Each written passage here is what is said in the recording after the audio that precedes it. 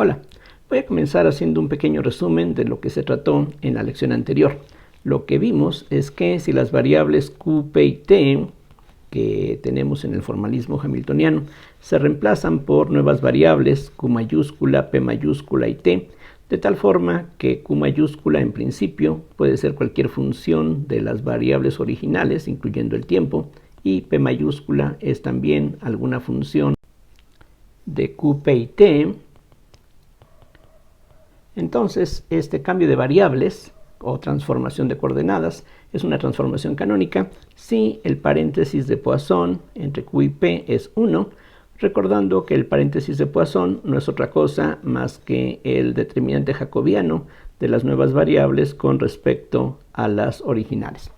Ahora, ya demostramos que cuando tenemos una transformación canónica, entonces las nuevas variables mayúsculas van a satisfacer ecuaciones que tienen la misma forma que las ecuaciones de Hamilton que supuestamente se tenían originalmente con las variables minúsculas.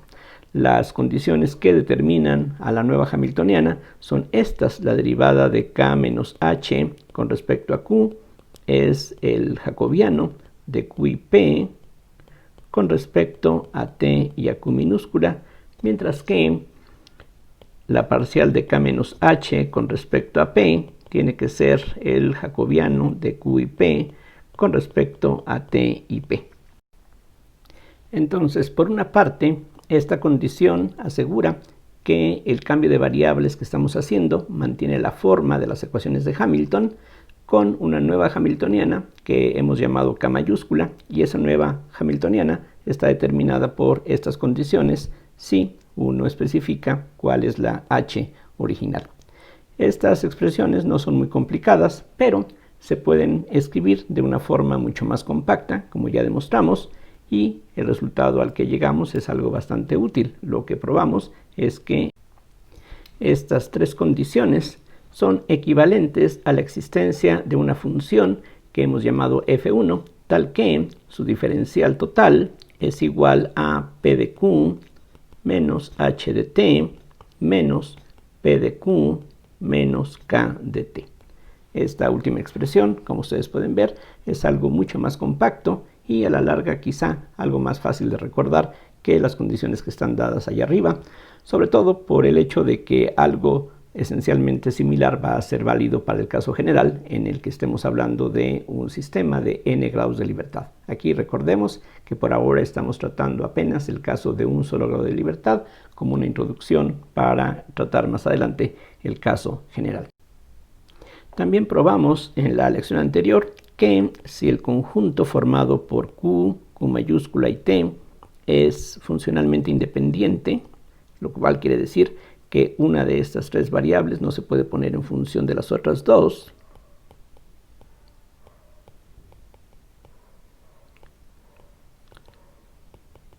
en ese caso la función f1 se puede expresar como una función de estas tres variables de una manera única, y en ese caso, al sustituir esta expresión aquí arriba, se obtienen las relaciones siguientes, que p minúscula es entonces la parcial de f1 con respecto a q mayúscula y t constantes, que p mayúscula es igual a menos la parcial de f1 con respecto a q minúscula y t constantes, y finalmente que k menos h es igual a la parcial de f1 con respecto a t q minúscula y q mayúscula constante. Si esto se cumple, es decir, si estas coordenadas q minúscula, q mayúscula y t son funcionalmente independientes, entonces lo que vamos a tener es que f1 se considera como una función generatriz, justamente por el hecho de que sus derivadas generan esta transformación de coordenadas, y la condición para que efectivamente así ocurra es que la parcial segunda de f1 con respecto a q y con respecto a q mayúscula sea diferente de 0, para que estas relaciones nos den, por lo menos localmente, una relación invertible entre unas variables, las minúsculas, y otras, las mayúsculas. Vamos a considerar un ejemplo muy sencillo, y aunque aquí en el dibujo aparecen ejes cartesianos que en principio pues se refieren a las tres coordenadas espaciales, Lo que vamos a hacer para que se incluya en el caso que estamos tratando ahora sobre un grado de libertad, vamos a fijarnos solamente en lo que ocurre en la dirección de movimiento relativo entre dos sistemas de referencia que aquí se están llamando S y S', y vamos a suponer que uno se mueve con respecto al otro en la dirección positiva del eje Q con una cierta velocidad constante. Aquí está B, que es un número real, que sería una constante, sería un parámetro de la transformación. M sería la masa de una partícula que estamos considerando, se supone. Y vean ustedes que tenemos aquí una relación entre unas variables, Q minúscula, P mayúscula y T, y otras variables, Q mayúscula, P mayúscula y T, aunque aquí la T no está incluida, se supone que es la misma T en ambos casos, tal como uno hace al considerar las transformaciones de Galileo.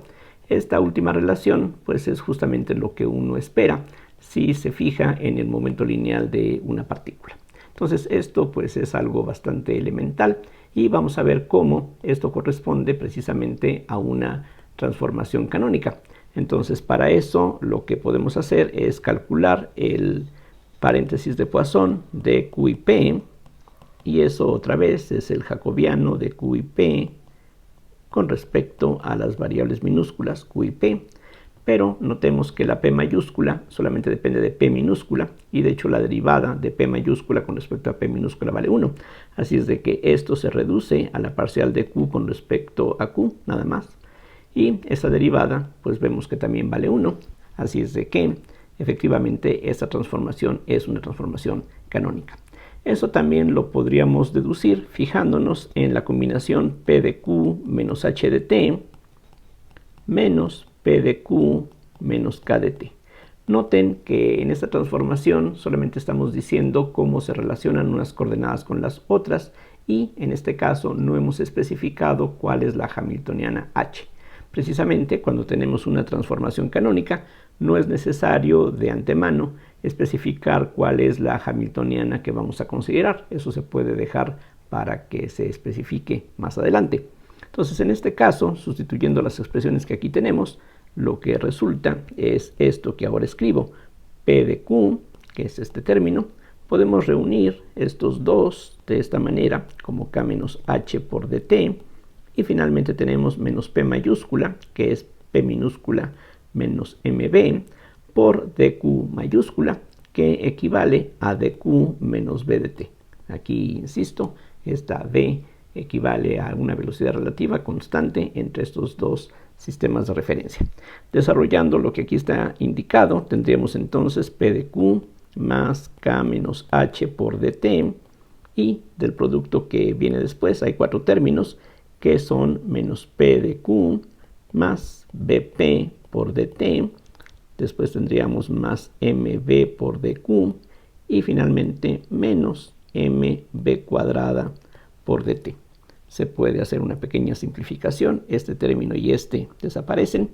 y todo lo demás que queda se puede expresar, por ejemplo, de la siguiente manera. Esto sería la diferencial de MB por Q. Recordemos, la M y la B son constantes, así es de que esta diferencial corresponde a este término solo y todo lo demás son términos proporcionales a dt. Entonces tendríamos aquí K menos H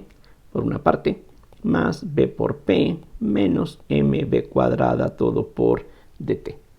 Entonces, como ya probamos antes, para que esta transformación sea canónica y hallemos la relación entre la nueva hamiltoniana y la vieja, todo esto tiene que ser igual a la diferencial de alguna función. Entonces, en otras palabras, toda esta expresión tiene que ser una diferencial exacta. Como este término ya es una diferencial exacta, entonces este solo tiene que ser también una diferencial exacta. Entonces, si nos fijamos concretamente en este término nada más, aquí vale la pena verlo con más detalle. Si tomamos K menos H más BP menos MB cuadrada por dt, eso tiene que ser la diferencial de una función. De hecho, esto es la diferencial de f menos mbq, como podemos ver. Aquí lo escribo de esta manera para recalcar que no hay términos con dq y también no hay términos que contengan adp. Y tal como vimos en la lección anterior, ya lo sabemos, para que todo esto sea una diferencial exacta, las parciales cruzadas tienen que ser 0. Pero las derivadas de estos coeficientes con respecto a lo que sea son 0. Entonces, al derivar esta expresión con respecto a q, el resultado tiene que ser lo mismo que derivar este coeficiente con respecto a t, lo cual da 0. La derivada de esto con respecto a p tiene que ser lo mismo que la derivada de 0 con respecto a t, que también vale 0. Y eso entonces implica que esta expresión que está dentro del paréntesis no puede depender ni de p ni de q, sino que tiene que ser una función de t cuando mucho. Y esto lo vamos a seguir encontrando en muchos ejemplos más. Entonces, para que toda esta expresión sea una diferencial exacta, como ya probamos antes, entonces lo que se necesita es que k menos h sea alguna función de t solamente. Entonces, lo que nos queda en este momento es que esto tiene que ser alguna función de t que no vamos a poder especificar y que de hecho no importa cómo se escoja, porque ya lo recalcamos en la lección anterior, cualquier término que se le sume a la hamiltoniana, que nada más dependa de t, va a desaparecer al momento en que sustituyamos en las ecuaciones de Hamilton. Entonces la nueva hamiltoniana es la vieja hamiltoniana menos bp más mb cuadrada más esta f de t, que como decía se puede escoger como 0 por simplicidad, o en todo caso se puede escoger como convenga si es que eso ayuda a simplificar las expresiones que tuviésemos. Lo que ocurra después va a depender de cuál hamiltoniana escojamos, dependiendo de lo que es la h, entonces eso va a determinarnos lo que es la k, pero hay que recordar que lo que importa finalmente es la expresión de k en términos de las nuevas variables mayúsculas, porque eso es lo que tendríamos que derivar si queremos encontrar las ecuaciones de Hamilton en las nuevas variables. Hay que recordar aquí nuevamente que q punto es la parcial de k con respecto a p y que p punto es menos la parcial de k con respecto a q. Así es de que si queremos conocer las ecuaciones de Hamilton después de hacer esa transformación, lo que importa básicamente es conocer la k, no en términos de esta expresión, por ejemplo, donde aparece esta p minúscula, sino que habría que transformar esta p y esta h, que es una función en este momento desconocida, en términos de las variables mayúsculas para que sea fácil calcular estas derivadas. Entonces, aquí lo que estaríamos haciendo es algo similar a lo que hacemos cuando se hace un cambio de variable en una integral simple o múltiple. Uno propone un cambio de variable para convertir una integral en otra más sencilla o para relacionar dos integrales que por alguna razón pues resulte interesante ver que están conectadas. Aquí no hay ninguna garantía de que al hacer una transformación canónica la nueva hamiltoniana sea más sencilla o nos lleve a ecuaciones de movimiento más sencillas que la original, pero lo que sí está garantizado es que va a haber una equivalencia entre unas ecuaciones y las otras. Si hemos escogido esta f como 0, entonces todo esto vale 0, es decir, este coeficiente es 0, y f1 entonces se puede identificar como el producto mbq. Entonces aquí precisamente, como se dijo antes, esta función va a estar aquí presente, f1 en este caso sería mb por q, ahí ya está expresada como función de q minúscula, q mayúscula y t. De hecho, en este caso solamente aparece la q minúscula.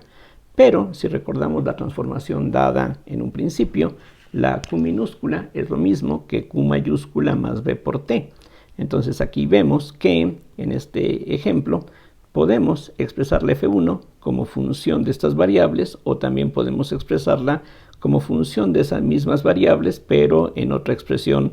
pues que tiene una forma muy distinta, y eso se debe a que este conjunto no es funcionalmente independiente. Entonces, en este caso, la f1 no puede servir como una función generatriz de la transformación canónica que aquí estamos considerando, que es una transformación de Galileo.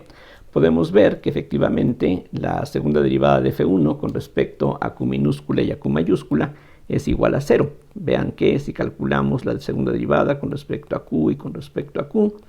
bueno, para comenzar, la expresión no tiene mucho sentido porque cuando nosotros derivamos parcialmente con respecto a cada variable, se supone que mantenemos las demás fijas, pero aquí pues hay problemas porque estas variables están ligadas entre sí. Pero interpretando esto de una manera pues poco cuidadosa, Al derivar con respecto a q minúscula, obtenemos ya algo que no depende de estas variables, así es de que, de cualquier manera, pues podemos ver que esto no cumple la condición que aquí resulta necesaria para tener una función generatriz.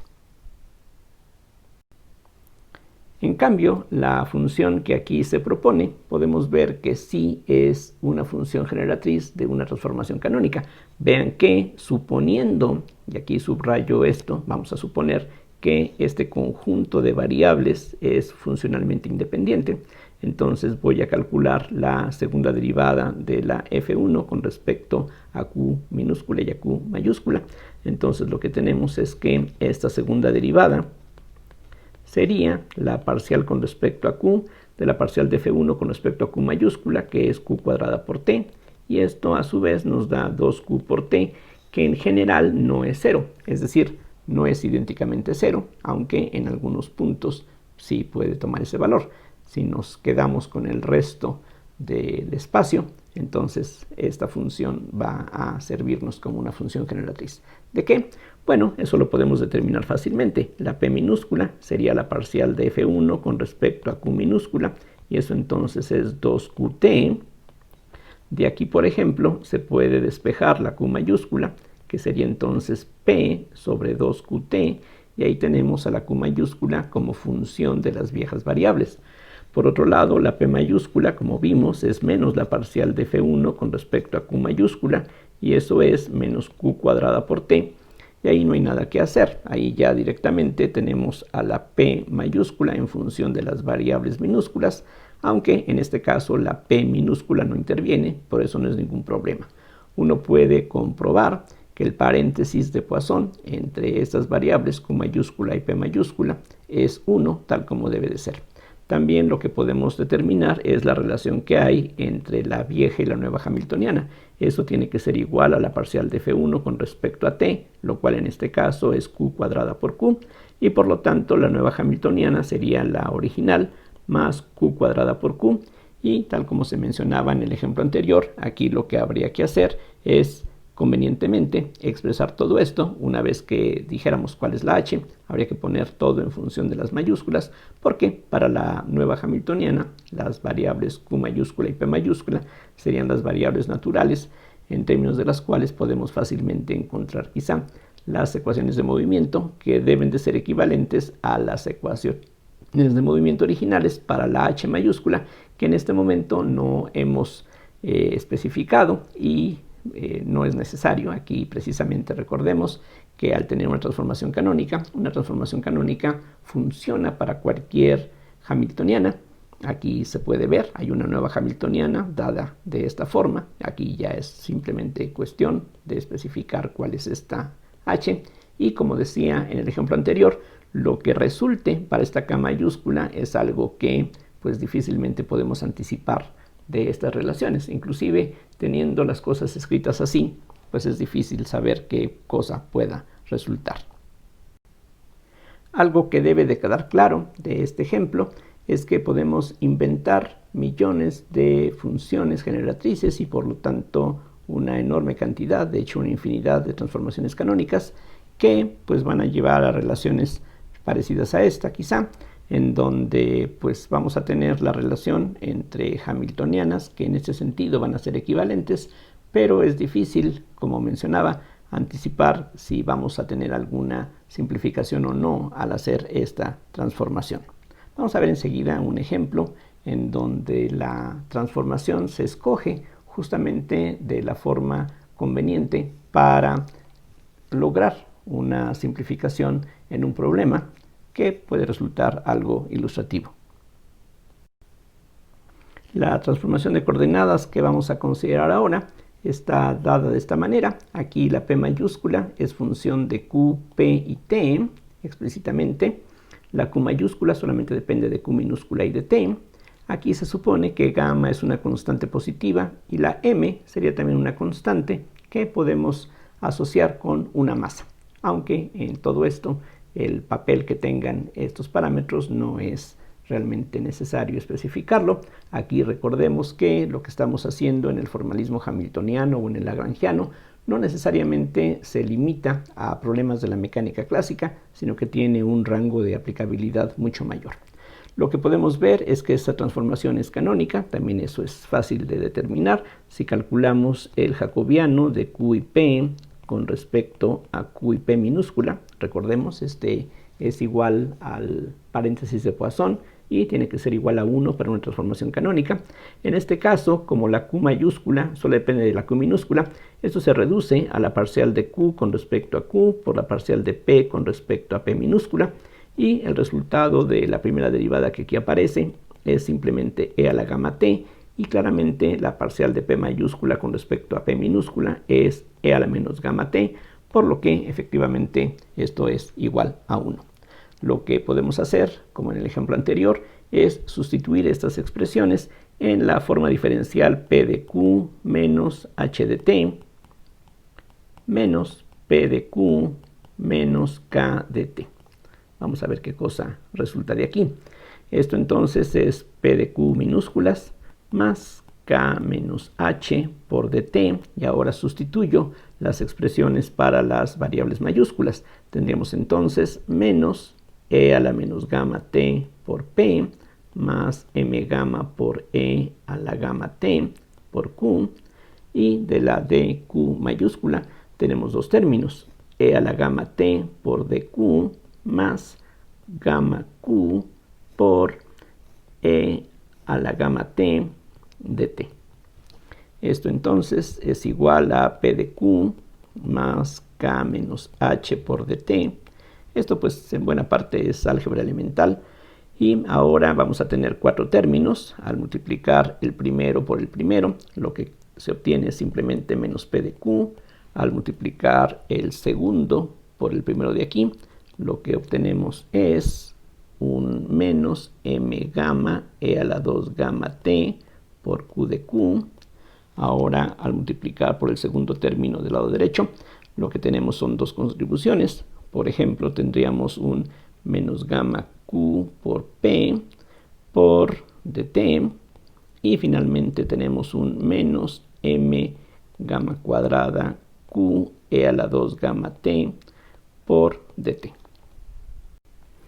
Podemos cancelar ahora estos términos, y sabiendo que todo esto tiene que ser igual a la diferencial total de alguna función que hemos llamado f1, entonces este término lo podemos ir ajustando a una forma conveniente, y esto entonces se puede escribir así, como la diferencial de menos m gamma por q cuadrada sobre 2 por e a la 2 gamma t. Observen que al aplicar la d a este factor, hay un 2 que se cancela y queda un q diferencial de q, que es justamente lo que tenemos aquí. Pero también esta d, al actuar sobre este factor, va a darnos un término con proporcional a dt. Entonces lo cancelamos, lo compensamos, entonces tendríamos un m gamma por q cuadrada sobre 2 por la diferencial de esta exponencial, que es 2 gamma por e a la 2 gamma t de t, y a eso hay que agregar los demás términos que también son proporcionales a dt. Estos son k menos h menos gamma qp menos m gamma cuadrada q por e a la 2 gamma t dt. Entonces esto es lo mismo que la diferencial de menos 1/2 de m gamma q cuadrada e a la 2 gamma t, y todos los demás términos se pueden reunir. Ahora notemos que al cancelar aquí este 2, este término y este se pueden cancelar. Tenemos los signos contrarios, una m, una gamma cuadrada, el 2 desaparece como decía, una q cuadrada y el e a la 2 gamma t. Entonces aquí también podemos hacer una simplificación, y una vez que nos deshacemos de esos términos, todo lo que queda es simplemente k menos h menos gamma qp por dt, y esto todo tiene que ser igual, como decíamos antes, a la diferencial total de alguna función f1. Como ya este término lo hemos acomodado para que sea una diferencial total, este solo tiene que ser una diferencial total, Y como ya vimos en el ejemplo anterior, eso implica que este coeficiente sea una función de t solamente. Entonces, a la conclusión que se llega es dos cosas, que la k tiene que ser igual a h más gamma qp más alguna función arbitraria de t que se puede escoger como 0. Y si la escogemos como 0, entonces la f1 se puede escoger como menos 1/2 de m gamma q cuadrada por e a la 2 gamma t. Aquí tendríamos la opción de sumar una constante al f1, pero no es relevante ninguna constante porque la f1, si la vamos a utilizar como función generatriz, tendría que derivarse con respecto a las coordenadas y al tiempo, y cualquier término constante que se le agregue a la f1 va a desaparecer allí, así es de que esta expresión sencilla es suficiente. Entonces, lo que hemos hallado es que si nosotros proponemos una transformación de coordenadas, como la que aquí se dio arriba, un tanto extraña, no se ve de dónde pudo salir, para qué pueda interesar, gamma es una constante. Entonces, si uno propone un cambio así, ya sabemos que por esta condición de que la transformación sea canónica, eso va a transformar cualquier hamiltoniana, h mayúscula, en una nueva hamiltoniana, y de hecho aquí ya tenemos la relación que se obtiene de todo eso, que es esto que aquí aparece al final, pero insisto, no sabemos para qué nos pueda servir. Bueno, aquí hay una pequeña aplicación. Si escogemos la hamiltoniana como e a la menos 2 gamma t por p cuadrada sobre 2m más e a la 2 gamma t positivo por m omega cuadrada sobre 2q cuadrada, lo que uno puede ver es que si se sustituye esta hamiltoniana en las ecuaciones de Hamilton, lo que uno encuentra son las ecuaciones de movimiento para un oscilador armónico amortiguado. Vamos a ver ahora qué es lo que obtenemos para la K mayúscula. La K mayúscula pues es simplemente esta H que aquí se propuso, más un término gamma PQ. Entonces todo esto sería lo mismo que 1 sobre 2m. Aquí podemos escribir las cosas de esta forma, como e a la menos gamma t por p al cuadrado, ciertamente, más m omega cuadrada sobre 2 por q por e a la gamma t al cuadrado, más gamma qp o pq, da igual. Ahora, si recordamos la transformación de coordenadas que en este caso se está proponiendo, aquí podemos ver que estas combinaciones que agrupamos allá abajo se pueden aprovechar. E a la gamma t por q es q mayúscula, así es de que, regresando a las ecuaciones que tenemos aquí abajo, esto sería lo mismo que 1 sobre 2m, en lugar de e a la menos gamma t por la p minúscula, esto equivale a p mayúscula menos m gamma por e a la gamma t por q, todo esto al cuadrado, más m omega cuadrada sobre 2 por q cuadrada más gamma qp. Si desarrollamos el binomio al cuadrado que tenemos aquí indicado, tenemos un p cuadrada menos 2m gamma por el producto e a la gamma t por q, que es q mayúscula. Entonces todo eso se puede escribir como p por q, y después tendríamos más m cuadrada gamma cuadrada por q cuadrada. A eso sumamos m omega cuadrada sobre 2 por q cuadrada más gamma por q por p. Entonces, continuando aquí con las simplificaciones, esto es p cuadrada sobre 2m, después tendríamos menos gamma p por q, y finalmente tendríamos más m sobre 2 gamma cuadrada q cuadrada, que se va a poder agrupar con el término m omega cuadrada sobre 2 q cuadrada que tenemos a continuación. Ahora falta un término gamma por qp, pero recordando que el producto q por p, de acuerdo con la definición dada en un inicio, la p mayúscula es e a la menos gamma t por p más m gamma por e a la gamma t por q, y la q mayúscula es e a la gamma t por q minúscula. Al hacer el producto, lo que se obtiene es p por q más m gamma por algo que equivale a q cuadrada. Entonces, si sustituimos este resultado aquí en este producto, vean que este término y el último se pueden agrupar y precisamente la diferencia de este producto y este va a corresponder a algo similar a lo que tenemos aquí, excepto por un signo. Es decir, lo que tendríamos es que la k es p cuadrada sobre 2m menos gamma y el producto pq mayúscula menos pq minúscula es lo mismo que m gamma q cuadrada. A eso agregamos m sobre 2 que multiplica a gamma cuadrada más omega cuadrada q cuadrada. Entonces todo esto es p cuadrada sobre 2m y el término restante se puede escribir como omega cuadrada menos gamma cuadrada por q cuadrada. Vean que justamente este término es el doble con un signo menos que este que tenemos aquí. Entonces, simplificando, esto es lo que se obtiene. Lo que podemos ver, espero que se reconozca, es que esta es la hamiltoniana para un oscilador armónico no amortiguado, pero con una frecuencia que sería la raíz cuadrada de esta cantidad. Entonces, lo que tiene de especial esta transformación canónica que vimos aquí al inicio, esa transformación que pues no se ve de dónde puede obtenerse o para qué puede servir. Bueno, al final, después de hacer todos estos pasos, lo que podemos constatar es que con esa transformación precisamente podemos convertir la hamiltoniana de un problema donde hay amortiguamiento en la hamiltoniana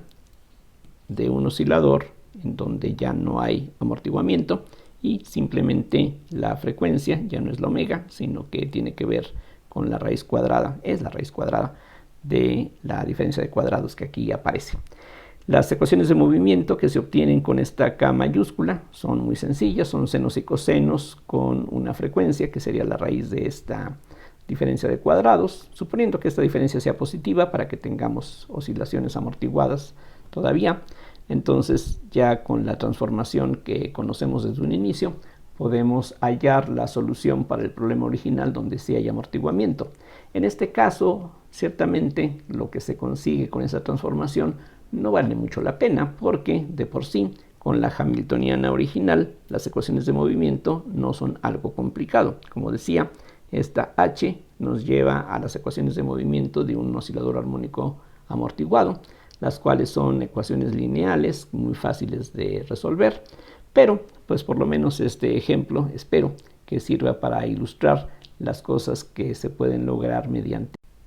estas transformaciones. Antes de eso vamos a dar las fórmulas generales para otras funciones generatrices que van a ser útiles cuando el conjunto formado por q mayúscula, q minúscula y t es funcionalmente dependiente, como ya vimos en un ejemplo previo. Entonces vamos a hablar ahora acerca de otras funciones generatrices que pueden ser útiles en otros casos. Por ejemplo, puede ocurrir que el conjunto q minúscula, p mayúscula, t sea funcionalmente independiente. Entonces, si este conjunto es funcionalmente independiente, partiendo de la relación que ya establecimos, que nos dice que p de q menos h de t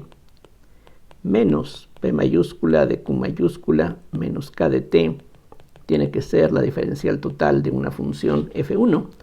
lo que se puede hacer es escribir el término que aquí aparece de una forma conveniente, y esa forma es esta. Simplemente escribimos el producto p de q como la diferencial de p por q y restamos lo que está de más, que es q de p. De acuerdo con eso, p de q más k menos h por dt, vean que aquí ya tenemos estos tres términos incluidos, y ahora tendríamos más q de p, y lo que conviene hacer es pasar el término p por q a la derecha. Entonces tenemos esta expresión de esta forma, y como decía, si ahora este conjunto es funcionalmente independiente, vean que aquí aparece justamente la diferencial de Q minúscula, la de P mayúscula y la de T. Entonces, llamando F2 a esta combinación que aquí surge, por una parte, F2 tiene que poderse expresar de una manera única en términos de las variables Q, P mayúscula y T. Y de esta igualdad se deduce que P minúscula tiene que ser la parcial de F2 con respecto a Q, a P y T constantes, que Q mayúscula tiene que ser la parcial de F2 con respecto a P, a Q minúscula y T constantes, y finalmente que K menos H debe de ser igual a la parcial de F2 con respecto a T, a Q y P constantes. Entonces, en estos casos, lo que va a ocurrir es que tiene que existir una función que justamente haga el papel de función generatriz de la transformación. Aquí también hay una condición para que esta función efectivamente genere la transformación, y al igual que en el caso anterior, eso se deduce del teorema de la función implícita, y la condición es que la derivada segunda de F2 con respecto a Q y a P sea diferente de 0, para que estas relaciones sean invertibles y podamos expresar las mayúsculas en función de las minúsculas o al revés. También puede ocurrir que el conjunto formado por